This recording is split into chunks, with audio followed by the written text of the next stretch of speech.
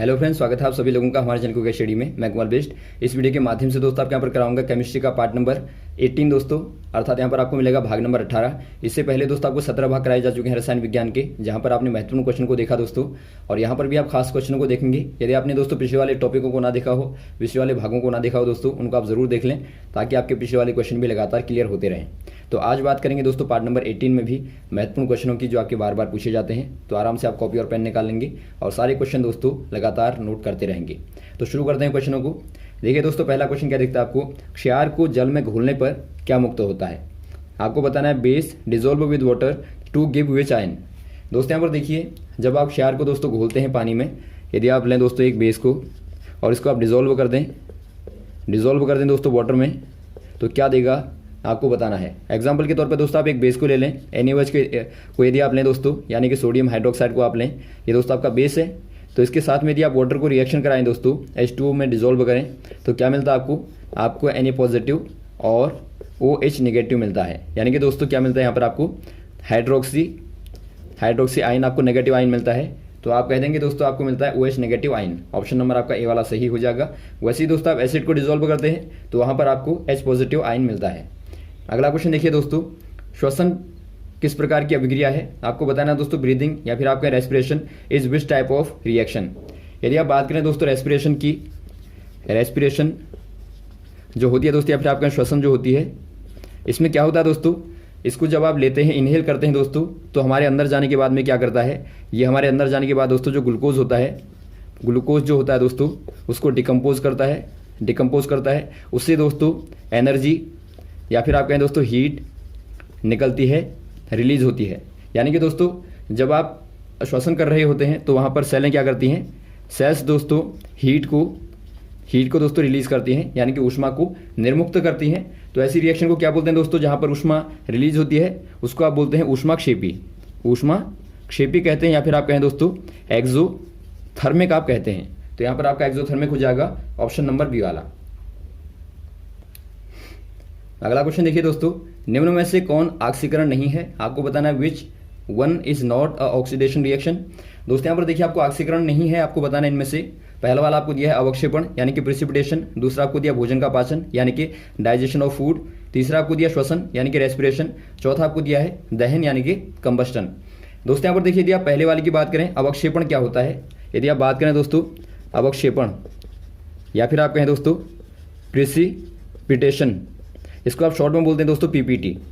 यहाँ पर क्या होता है दोस्तों, जब आप दो सॉल्यूशनों को लेते हैं, आपने सॉल्यूशन नंबर 1 लिया और आपने सॉल्यूशन नंबर 2 लिया दोस्तों, इनकी रिएक्शन कराने के बाद में जब आपको कोई ऐसा पदार्थ प्राप्त होता है जो कि आपका वाइट हो दोस्तों, और ये आपका इनसॉल्युबल हो वाटर में, यानी कि दोस्तों ये जल में अविलय होना चाहिए, नहीं घुलना चाहिए। तो ऐसा एक वाइट आपको चूर्ण मिलता है, पाउडर मिलता है, जिसको दोस्तों आप PPT कहते हैं, शॉर्ट में प्रिसिपिटेट कहते हैं। तो यही दोस्तों क्या कहलाता है, ये आपका अवक्षेपण रिएक्शन कहलाती है। तो एग्जांपल के तौर पे यदि आप देखें दोस्तों, आपने यहाँ पर लिया Na2SO4 को, सोडियम सल्फेट को, और प्लस आपका BaCl को आपने लिया, तो रिएक्शन कराने पर आपको क्या मिलेगा, BaSO4 का दोस्तों आपको क्या मिलता है, PPT मिलता है, अवक्षेप मिलता है, और प्लस आपका दोस्तों मिलता है आपको NaCl। तो यहाँ पर क्या बना दोस्तों, ये आपका अवक्षेप बना यानी कि PPT बना। तो इसी को दोस्तों आप क्या बोल देंगे, प्रिसिपिटेशन बोल देंगे या फिर आप अवक्षेपण बोल देंगे। तो यहाँ पर दोस्तों ये बिल्कुल भी आपकी ऑक्सीडेशन रिएक्शन नहीं होती है, तो आप पहले वाले में टिक कर देंगे। वैसे आप अगले वाले को देखें दोस्तों, भोजन का डाइजेशन की बात करें, भोजन का जो पाचन होता है, वहाँ पर आप जानते हैं दोस्तों क्या होता है। इसमें दोस्तों भोजन के पाचन में क्या होता है, देखिए ड्यूरिंग डाइजेशन ऑफ फूड क्या होता है दोस्तों, यहाँ पर देखिए जो आपके डाइसैकेराइड होते हैं, सैकेराइड होते हैं दोस्तों, क्या करते हैं, वो डिकम्पोज होते हैं ग्लूकोज में डिकम्पोज होते हैं। और ग्लूकोज में क्या होता है दोस्तों, दोबारा से O2 के माध्यम से डिकम्पोज होता है और हमें एनर्जी मिलती है, ऊर्जा मिलती है। तो यहाँ पर दोस्तों आप क्या देखते हैं, ये आपका ऑक्सीडेशन होती है। और वैसे दोस्तों यदि आप बात करें श्वसन की, तो यहाँ भी दोस्तों क्या होता है, ऑक्सीडेशन होता है। और वैसे दोस्तों साथ में क्या होता है, रिडक्शन भी होता है। आप ध्यान देंगे दोनों होते हैं दोस्तों, यहाँ पर आपका ऑक्सीडेशन और रिडक्शन दोनों ही होते हैं श्वसन में। यदि आप बात करें सेलुलर रेस्पिरेशन की दोस्तों, या फिर आप कहें दोस्तों कोशिकीय श्वसन की बात करें, तो यहाँ पर क्या होता है, यहाँ पर दोस्तों आप जब लेते हैं तो वहाँ पर आपका मात्रा बढ़ती है और छोड़ने पर घटती है। तो दोनों ही दोस्तों यहाँ पर आपके होते हैं रेस्पिरेशन में। तो एक प्रकार से दोस्तों आपकी क्या होती है, रिडॉक्स रिएक्शन होती है। और वैसे आपका थर्ड वाला जो है दोस्तों यहाँ पर आपको दहन दिया है। दहन आप जानते हैं दोस्तों, बिना ऑक्सीजन के कोई भी पदार्थ दोस्तों जलता नहीं है। दहन में दोस्तों आपको हमेशा क्या चाहिए होता है, दहन में कंबस्टन में दोस्तों हमेशा ही आपको O2 की आवश्यकता होती है, यानी कि दोस्तों एक प्रकार से ऑक्सीडेशन होता है। तो यहाँ पर आपका दोस्तों ये वाला सही हो जाएगा।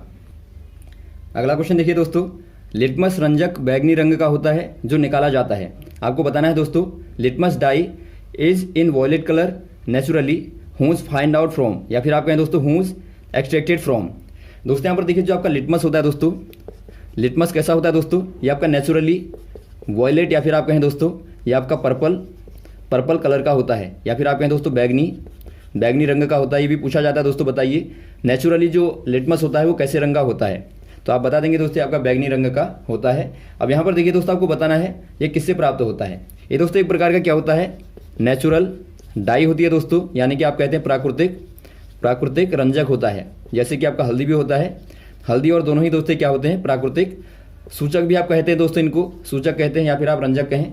तो यहाँ पर देखिए दोस्तों ये किससे प्राप्त होता है, ये लाइपेज से या लाइकेन से या हल्दी से या कोई नहीं, ये दोस्तों आपके यहाँ पर प्राप्त होता है लाइकेन से दोस्तों प्राप्त होता है। तो ऑप्शन नंबर आपका हो जाएगा बी वाला। अगला क्वेश्चन देखिए दोस्तों, जिंक तथा लेड कॉपर की अपेक्षा आपको बताना है zinc and lead are dash than copper. दोस्तों यहाँ पर देखिए क्या होगा, लेस रिएक्टिव होगा, मोर रिएक्टिव होगा, या इक्विवेलेंट होगा, या लेस मेटेलिक होगा। दोस्तों यहाँ पर यदि आप बात करें, आपको यहाँ पर दिया है जिंक दिया है, लेड दिया है, और आपको यहाँ पर दिया है कॉपर। ये तीनों क्या है दोस्तों, ये तीनों ही आपके पास में मेटल हैं, आपके पास में धातुएं हैं। तो पहले आप दोस्तों यहाँ पर क्या देखेंगे, यदि आपको इसकी एक्टिवता को बताना है तो इसके लिए दोस्तों आप क्या देखेंगे, जो आपकी मेटल एक्टिव सीरीज है दोस्तों, यानी कि आप कहें धातु की जो सक्रिय श्रेणी होती है, सक्रिय श्रेणी को दोस्तों आप याद रखेंगे। पहला क्या आता है दोस्तों, पहला आपका पोटेशियम आता है, फिर आपका सोडियम आता है, कैल्शियम आता है, मैग्नीशियम आता है, और आपका एल्युमिनियम आता है। वैसे आपका जिंक हो गया, आयरन हो गया, और आपका एसएन स्टील हो गया, पीबी लेड हो गया, हाइड्रोजन हो गया, कॉपर हो गया। उसके बाद आपका एजी यानी कि सिल्वर, एयू गोल्ड, और प्लेटिनम पीटी होता है। अब यहाँ पर आपको पूछा गया दोस्तों कॉपर से रिएक्टिव होगा या फिर लेस रिएक्टिव होगा, तो कॉपर के पहले आने वाले दोस्तों क्या हो जाएंगे, कॉपर से रिएक्टिव हो जाएंगे, और ये दोस्तों कॉपर को क्या करेंगे, डिस्प्लेस कर देंगे। तो यहाँ पर आप देखते हैं दोस्तों, जो आपका यहाँ पर आपको क्या दिया, जिंक दिया और पीबी दिया है। पीबी दोस्तों यहाँ पर देखिए आपका पहले पड़ता है, और वैसे आपका जिंक भी दोस्तों पहले पड़ता है। तो आप कह देंगे दोस्तों क्या हो जाएंगे, ये आपके मोर रिएक्टिव हो जाएंगे दोस्तों कॉपर से, देन कॉपर कह देंगे आप। तो यहाँ पर आपका हो जाएगा zinc and lead are more reactive than copper. तो ऑप्शन नंबर आपका यहाँ पर हो जाएगा बी वाला। अगला क्वेश्चन देखिए दोस्तों, अंगूर का किण्वन करना एक है, क्या है दोस्तों, यानी कि आपको बताना है ग्रेप्स फॉर्मेशन इज अ। दोस्तों यहाँ पर देखिए जो ग्रेप्स का फॉर्मेशन होता है दोस्तों, फॉर्मेशन कहें या फिर आप दोस्तों अंगूर का किण्वन कहें, किण्वन क्या होता है आपको बताना है। पहले दोस्तों आप इस रिएक्शन को समझिए। यहाँ पर क्या होता है दोस्तों, ग्रेप्स में जो शुगर होती है, शुगर जो होती है दोस्तों खासतौर पर आप कह सकते हैं ग्लूकोज के तौर पर होती है, ग्लूकोज के तौर पर यहाँ पर होती है। इसका रिएक्शन किया जाता है दोस्तों ईस्ट की उपस्थिति में, या फिर आप कहें दोस्तों ईस्ट के साथ में किया जाता है, ईस्ट कहें या फिर आप दोस्तों खमीरा कहें। खमीरे के साथ में रिएक्शन करने पर दोस्तों क्या मिलता है, यहाँ पर आपको मिलता है एथिल एल्कोहल मिलता है दोस्तों, और प्लस आपका CO2 मिलता है, कार्बन डाइऑक्साइड मिलता है। तो जो यहाँ पर आपका एथिल एल्कोहल होता है दोस्तों, C2H5OH जो होता है, ये क्या है दोस्तों, एक प्रकार से ये आपका पीने वाला एल्कोहल होता है। जबकि यहाँ पर आपके पास में क्या था दोस्तों, आपके पास में शुगर थी यानी कि ग्लूकोज थी दोस्तों, और आपने एथिल एल्कोहल में चेंज कर दिया। तो यहाँ पर आप देखते हैं दोस्तों कैसा परिवर्तन है, ये आपका दोस्तों केमिकल स्टेट में चेंज हुआ है। तो आप कहेंगे दोस्तों केमिकल चेंज होगा, यानी कि दोस्तों आपका रासायनिक परिवर्तन होगा। तो ऑप्शन नंबर आपका ए वाला सही हो जाएगा दोस्तों, रासायनिक परिवर्तन। वैसे दोस्तों यदि आप भौतिक की बात करें तो भौतिक परिवर्तन क्या होता है दोस्तों, जब फिजिकल स्टेट में चेंज होता है दोस्तों उसको आप भौतिक परिवर्तन कहते हैं, उसको आप फिजिकल चेंज कहते हैं। एग्जाम्पल के तौर पर यदि आप देखें दोस्तों, यदि आप देखें वाटर को H2O का जो चेंज होता है आइस के तौर पर, तो ये क्या है दोस्तों, एक प्रकार से ये आपका फिजिकल चेंज है, फिजिकल स्टेट में चेंज होता है। तो इसको दोस्तों आप भौतिक चेंज कहते हैं, भौतिक परिवर्तन कहते हैं। तो इनको आप याद रखेंगे। तो यहाँ पर दोस्तों आपका हो जाएगा रासायनिक परिवर्तन, ऑप्शन नंबर ए वाला। अगला क्वेश्चन देखिए दोस्तों, इमली में कौन सा वाला अम्ल पाया जाता है, आपको बताना है दोस्तों एसिड प्रेजेंट इन टैमेरिन। दोस्तों यहाँ पर देखिए जो इमली होती है, इमली कहें या फिर आप दोस्तों टैमेरिन कहें, इसमें दोस्तों कौन सा वाला एसिड होता है आपको बताना है। इसमें दोस्तों यहाँ पर होता है टार्टरिक एसिड, या फिर आप कहें दोस्तों टार्टरिक अम्ल होता है। तो आपका ऑप्शन नंबर पहला वाला हो जाएगा टार्टरिक अम्ल। और वैसे दोस्तों यदि आप बात करें लैक्टिक अम्ल जो होता है दोस्तों, वो आपका दही में होता है, दही में होता है दोस्तों, कर्ड में होता है, या फिर आप कहें दोस्तों खट्टे वाले जो खट्टापन जो होता है दूध में दोस्तों, वो आपका लैक्टिक एसिड ही होता है। और वैसे दोस्तों यदि आप बात करें ऑक्जेलिक एसिड की दोस्तों, ये आपके यहाँ पर ऑक्जेलिक जो एसिड होता है ये आपका काहे में होता है दोस्तों, ये आपका टमाटर में होता है, टोमेटो में होता है। और वैसे दोस्तों यदि आप बात करें मेथेनोइक एसिड का, तो ये दोस्तों आपका एक प्रकार से बिच्छू या फिर आप कहें चींटी के दोस्तों, चींटी के डंक में पाया जाता है। और वैसे दोस्तों एक आपका यहाँ पर आता है सिट्रिक एसिड। तो सिट्रिक काहे में होता है दोस्तों, ये आपका नींबू में, या फिर दोस्तों आपका होता है संतरे में, या फिर आपके ऑरेंज में होता है और लेमन में होता है। तो यहाँ पर आप सारे के सारे एसिडों को याद रखेंगे ताकि आपको इनके आधार पर पूछा जाए तो आप आराम से बता पाएं। अगला क्वेश्चन देखिए दोस्तों, निम्न में से कौन सी अधातु पानी में डुबाकर रखी जाती है? आपको बताना है which of the following non metal stored in water. दोस्तों यहाँ पर देखिए इनमें से कौन सा वाला अधातु है, नॉन मेटल है। आपको बताना है दोस्तों नॉन मेटल जो कि दोस्तों वाटर में स्टोर होता है या फिर आपका रखा जाता है, कैप्ट किया जाता है। इनमें दोस्तों आपका सोडियम होगा, सोना होगा, या लाल फास्फोरस होगा, या श्वेत फास्फोरस होगा। इनमें दोस्तों यहाँ पर आपका हो जाएगा वाइट फास्फोरस दोस्तों, यानी कि आप कहें श्वेत फास्फोरस, फास्फोरस दोस्तों यहाँ पर होती है। यदि आप बात करें दोस्तों वाइट फास्फोरस की, तो ये बहुत ज़्यादा रिएक्टिव होता है, वेरी रिएक्टिव होता है दोस्तों। और ये एयर के कांटेक्ट में आने पर दोस्तों क्या होता है, एयर में जो प्रेजेंस होती है ऑक्सीजन की दोस्तों, O2 जो प्रेजेंट होती है, उसके साथ में रिएक्शन करने के बाद फायर को प्रोड्यूस करता है, यानी कि दोस्तों आग को पैदा कर देता है। तो इसीलिए दोस्तों बचाव के लिए इसको बोतलों में, पानी की दोस्तों, पानी की बोतलों में इसको रखा जाता है। यहाँ पर आपकी वाटर बोतल होती है, इनमें दोस्तों इसको स्टोर किया जाता है। तो यहाँ पर आप कह देंगे दोस्तों ऑप्शन नंबर आपका डी वाला सही हो जाएगा। और वैसे ही दोस्तों आपको लाल फास्फोरस के बारे में जो क्वेश्चन आता है वो पूछा जाता है दोस्तों, जो तीलियाँ होती है माचिस की, उनके आगे जो बारूद होता है दोस्तों काहे का होता है? तो यहाँ पर आप कह देंगे रेड फास्फोरस का दोस्तों। और वैसे ही दोस्तों सोडियम को केरोसिन ऑयल में रखा जाता है क्योंकि ये भी दोस्तों बहुत ज़्यादा रिएक्टिव होता है, तो इनको भी आप याद रखेंगे। अगला क्वेश्चन देखिए दोस्तों, ऊष्मा के सबसे अच्छे चालक हैं, आपको बताना है मोस्ट हीट कंडक्टर्स आर। इनमें से दोस्तों आपका क्या होगा, सिल्वर कॉपर होगा, या जिंक गोल्ड होगा, या आयरन जिंक होगा, या फिर पीबी कोबाल्ट होगा। ये दोस्तों यहाँ पर आपका हो जाएगा सिल्वर और कॉपर। दोस्तों क्या होते हैं, ये दोस्तों हीट के बहुत ज़्यादा कंडक्टर होते हैं, हीट के दोस्तों बेस्ट कंडक्टर होते हैं। तो आप कह देंगे दोस्तों ऑप्शन नंबर आपका पहला वाला हो जाएगा सिल्वर और कॉपर। वैसे दोस्तों यदि आप बात करें इलेक्ट्रिसिटी की दोस्तों, तो वहाँ पर भी जो सिल्वर होता है वो आपका दोस्तों सर्वाधिक चालक होता है। जो सिल्वर होता है वो बहुत ज़्यादा कंडक्टर होता है इलेक्ट्रिसिटी का दोस्तों, तो इसको भी आप याद रखेंगे। अगला क्वेश्चन देखिए दोस्तों, निम्न में कौन सी अल्कोहल पेय के लिए उपयुक्त होती है? आपको बताना है which alcohol is suitable for drinking.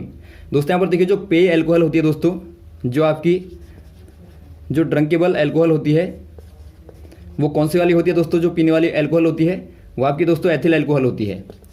Ethyl alcohol आप कहते हैं दोस्तों, C2H5OH वाली अल्कोहल दोस्तों आपकी पीने वाली होती है। और यदि आप बात करें दोस्तों मेथिल अल्कोहल की, ये दोस्तों आपकी जहरीली वाली शराब होती है, जो आपकी एक प्रकार से आपने देखा होगा जो पॉइजनल होती है दोस्तों, इसको पीने के बाद में डेथ हो जाती है लोगों की, तो ये दोस्तों आपकी मेथिल अल्कोहल होती है।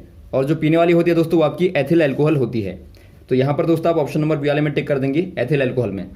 अगला क्वेश्चन देखिए दोस्तों, दो या दो से अधिक तत्वों के मात्रा के विचार से एक निश्चित अनुपात में संयोग करके बना पदार्थ होता है। आपको बताना है दोस्तों कम्बाइनेशन ऑफ 2 और more than 2 elements with a certain quantitative ratio is called. दोस्तों यहाँ पर देखिए जब आप 2 या 2 से अधिक एलिमेंट को 2 और मोर देन 2 एलिमेंट को जब आप दोस्तों कंबाइन करते हैं, दोनों को एक साथ में कंबाइन करते हैं दोस्तों, ध्यान देंगे आप एक सर्टेन रेशियो में। सर्टेन रेशियो कहने का मतलब है दोस्तों एक निश्चित अनुपात में दोस्तों जब आप इनको मिलाते हैं तो ये क्या बनाता है दोस्तों, ये हमेशा ये एक प्रकार से कंपाउंड बनाता है, यानी कि दोस्तों यौगिक बनाता है।